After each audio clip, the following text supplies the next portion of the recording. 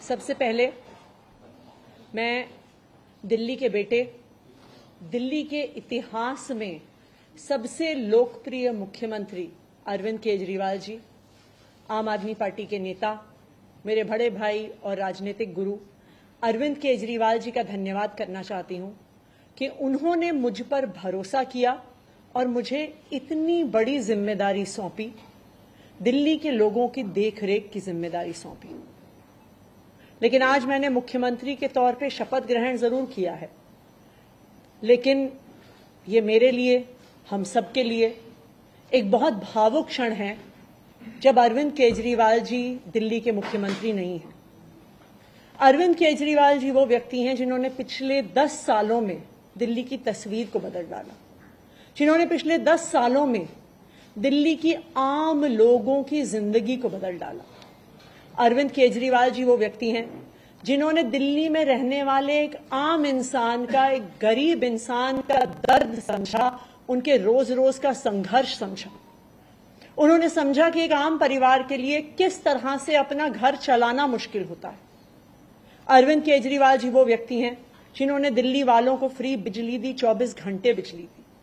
अरविंद केजरीवाल जी वो व्यक्ति हैं जिन्होंने दिल्ली के सरकारी स्कूलों में पढ़ने वाले बच्चों का भविष्य बदल डाला, उनको जिंदगी में एक नया अवसर, आगे बढ़ने का अवसर दिया।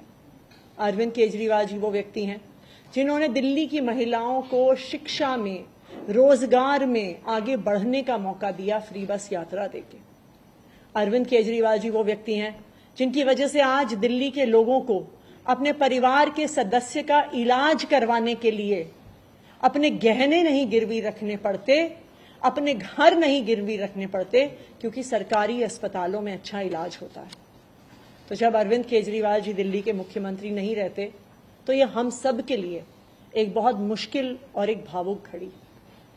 आज क्यों अरविंद केजरीवाल जी दिल्ली के मुख्यमंत्री नहीं हैं?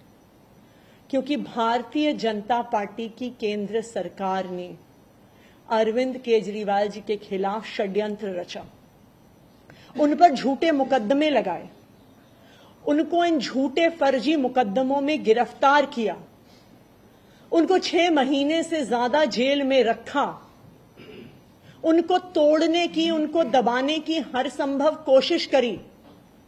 लेकिन अरविंद केजरीवाल जी टूटे नहीं, अरविंद केजरीवाल दबे नहीं। अरविंद केजरीवाल जी को सुप्रीम कोर्ट ने जमानत दी, एक ऐसे कानून में जमानत दी जिसमें पीएमएलए में जमानत मिलना लगभग असंभव होता है, और सुप्रीम कोर्ट ने ना सिर्फ उन्हें बेल दी, बल्कि बेल देते हुए केंद्र सरकार के मुंह पे तमाचा मारा और कहा कि अरविंद केजरीवाल जी की गिरफ्तारी एक दुर्भावना के तहत हुई थी। ये कहा कि केंद्र सरकार की एजेंसी सीबीआई, ईडी पिंजरे में बंद एक तोते की तरह हैं जो सिर्फ अपनी मालिक की आवाज में बोलती हैं। हो सकता है कि कोई और नेता होता तो उनके लिए अदालत का यह फैसला काफी था और वो तुरंत जाके मुख्यमंत्री की कुर्सी पर बैठ जाते। लेकिन अरविंद केजरीवाल जी ने इस देश की राजनीति में एक ईमानदारी और नैतिकता की मिसाल कायम करते हुए मुख्यमंत्री की कुर्सी से इस्तीफा दे दिया। उन्होंने कहा कि मेरे लिए सिर्फ अदालत का फैसला काफी नहीं है, मैं जनता की अदालत में जाऊंगा, और जब तक दिल्ली की जनता मुझे नहीं कहती कि मैं ईमानदार हूं, तब तक मैं मुख्यमंत्री की कुर्सी पर नहीं बैठूंगा। मुझे नहीं लगता कि इस देश के इतिहास में या शायद इस दुनिया के इतिहास में ऐसा कोई नेता रहा होगा, ऐसी ईमानदारी और नैतिकता की मिसाल रही होगी जो आज अरविंद केजरीवाल ने देश और दुनिया के सामने रखी है।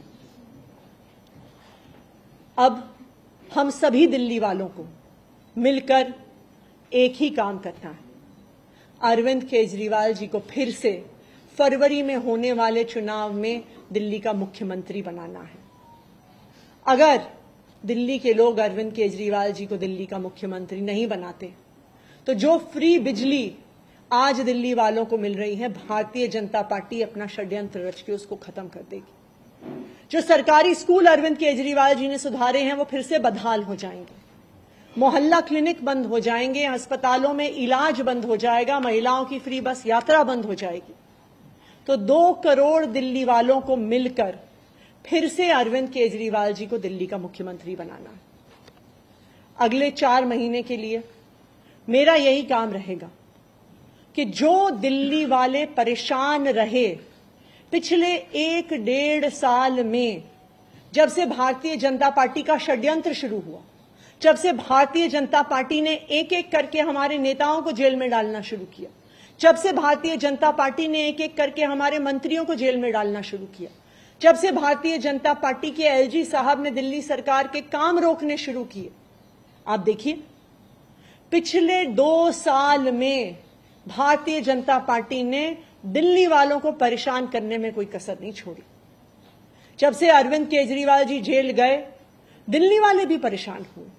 भारतीय जनता पार्टी ने दिल्ली वालों के पानी के बिल हम ठीक करना चाहते थे, उन्होंने उस काम को रोक दिया।